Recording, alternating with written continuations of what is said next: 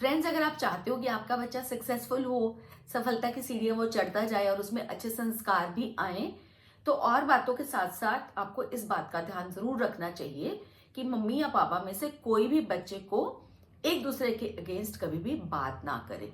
मतलब बच्चे को कभी मम्मी ये ना बोले कि पापा तेरे हमेशा ऐसा करते हैं, गलत करते हैं, ऐसे करते हैं, और मम्मी भी कभी पापा के खिलाफ कभी बच्चे के सामने कभी नहीं बोले। मतलब बच्चे को नहीं सुनाए ये सब बातें पापा के अगेंस्ट या फिर मम्मा के अगेंस्ट। पार्टनर के सामने भी अपने और अपने पार्टनर के पीछे भी आपने ये काम नहीं करना है। जैसे कि मैंने अपनी पिछले एक वीडियो में बताया था कि आपने बच्चे के सामने झगड़ना नहीं है। अगर आप चाहते हो कि बच्चे को अच्छे संस्कार आए, बिल्कुल नहीं झगड़े बच्चे के सामने, तू मैं नहीं करनी है, बहसबाजी में नहीं पड़ना है।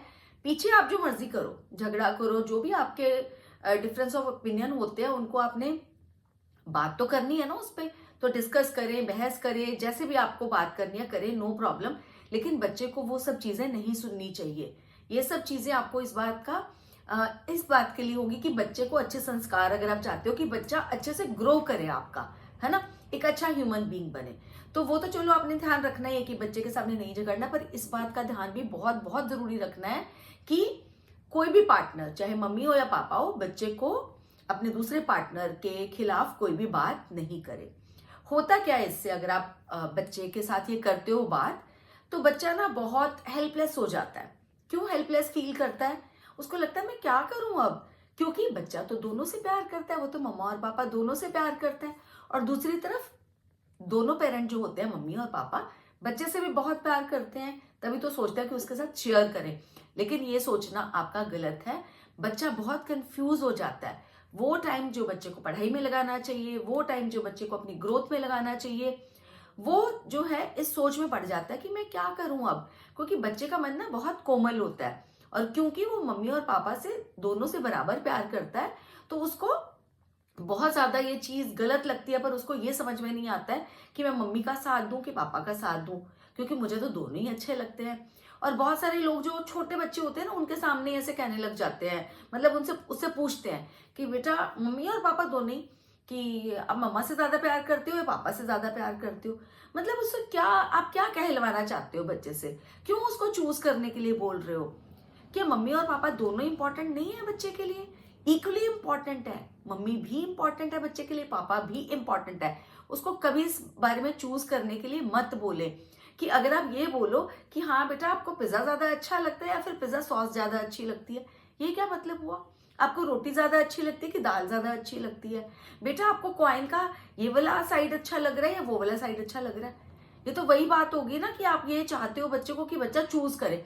और बच्चा जब एक के लिए बोलता है कि मुझे मम्मा या फिर पापा, बड़े खुश होते हो। ये कोई खुशी की बात नहीं है। बिल्कुल चूज करने के लिए बच्चे को बिल्कुल बिल्कुल मत कहें। बच्चे के पेरेंट्स का अगर आपस में कोई डिफरेंस ऑफ ओपिनियन है पेरेंट्स का, तो वो खुद सुलझाए ना, अपना मसला खुद सुलझाओ। बच्चे को क्यों बीच में डाल रहे हो? बच्चा क्यों आया इस दुनिया में? आपके प्यार की वजह से आया। और आपकी प्यार की वजह से जो बच्चा आया उसको आप बांटना चाहते हो? क्या करना क्या चाहते हो आप? देखो, डिफरेंस ऑफ ओपिनियन तो होते ही हैं। हस्बैंड वाइफ बहुत डिफरेंट बैकग्राउंड से आए होते हैं, और बहुत बारी जैसे अरेंज मैरिज होती है या लव मैरिज होती है, तब भी बहुत बार बाद में पता चलता है उनको।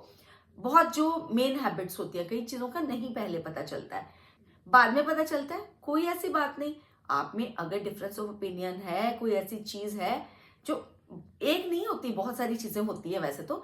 देखो, एक पेरेंट से भाई बहन जन्म लेते हैं, भाई बहन का आपस में ही विचार नहीं मिलता, आपस में ही उनके विचार नहीं मिलते, तो आप क्या ये सोचते हो कि हस्बैंड और वाइफ का जैसे बिल्कुल ही एकदम से ऐसे हो जाएगा कि जो हस्बैंड को पसंद है वही वाइफ को पसंद है, जो वाइफ को पसंद है वही हस्बैंड को पसंद है? ऐसा नहीं होता। क्या होता है, आपको एक बैलेंस बिठाना पड़ता है, एक मिडिल पाथ चूज करना पड़ता है, एक सामंजस्य बिठाना पड़ता है अपने रिलेशन में। यही होता है ना। और फिर बहुत बारी तो ऐसा होता है, देखो हस्बैंड वाइफ का रिलेशनशिप ना एक बहुत ही प्यारा रिलेशनशिप है। लड़ते हैं, झगड़ते हैं, कई बारी ऐसी ऐसी नौबत आ जाती है जैसे हस्बैंड को लगने लग जाता है कि मैं नहीं रह सकता अब इसके साथ, वाइफ को लगने लग जाता है मैं नहीं रह सकती अब इसके साथ। लेकिन होता क्या है, बाद में फिर आप मान भी जाते हैं, फिर वैसे के वैसे हो जाते हैं, वैसे का वैसे उनका प्रेम हो जाता है। लेकिन बच्चे को क्यों परेशान किया आपने? बच्चे को परेशान नहीं करो आपस में एक दूसरे के खिलाफ बोलकर। बहुत ज्यादा गलत बात होती है। जो भी आपका है प्रॉब्लम, जो भी आपके विचारों में कोई भिन्नता है, कोई डिफरेंस है, उसको आप डिस्कस करें और एक प्लेटफॉर्म पर उसको सुलझाएं। बच्चे को उसमें बिल्कुल भी मत उलझाएं। हो सकता है आपके रिश्ते में, पति पत्नी के रिश्ते में कोई ज्यादा ही प्रॉब्लम है कि एक पार्टनर दूसरे पार्टनर को ज्यादा ही डोमिनेट कर रहा है, लेकिन आप में अपने पार्टनर को तो कुछ कहने की हिम्मत है नहीं, उसके सामने तो आप बोल नहीं पाते हो, उसको तो अपना पॉइंट ऑफ व्यू बता नहीं पाते हो, चुप रहते हो उसके सामने, और बच्चे के सामने फिर आप अपना जो है वो शेयर करते हो, अपना गुबार निकालते हो। अपना गुबार निकालने के चक्कर में बच्चे के सामने आप ये नहीं समझ रहे कि बच्चे को आप कितना कंफ्यूज कर रहे हो, कितना हेल्पलेस फील करा रहे हो। ये आपकी लड़ाई है, आप अपनी लड़ाई लड़ो। ऐसा नहीं है अगर आप नहीं बोल पाते अपने पार्टनर के सामने तो ये आपकी कमजोरी है ना, अगर आप उसको अपना ओपिनियन नहीं बता सकते। मैं ये नहीं कहती है कि भाई आप लड़ाई झगड़ा करने लग जाओ, ऊंची ऊंची बोलो, सब कुछ करो, लेकिन अपना पॉइंट ऑफ व्यू तो आप बता सकते हो ना। आराम से भी बताया जा सकता है अपना पॉइंट ऑफ व्यू, तो आप आराम से बताइए, अपनी लड़ाई खुद लड़िए, बच्चे को बीच में कभी भी नहीं लाना चाहिए। तो यही बताना चाहती थी आज मैं। आई होप आज का वीडियो आपको अच्छा लगा होगा। अच्छा लगा तो शेयर कर लेना उन लोगों के साथ जो लगता है इससे बेनिफिटेड हो पाएंगे। जल्दी ही मिलूंगी एक नई वीडियो के साथ, तब तक के लिए stay happy, stay healthy, stay blessed and take a very good care of yourselves. Bye bye.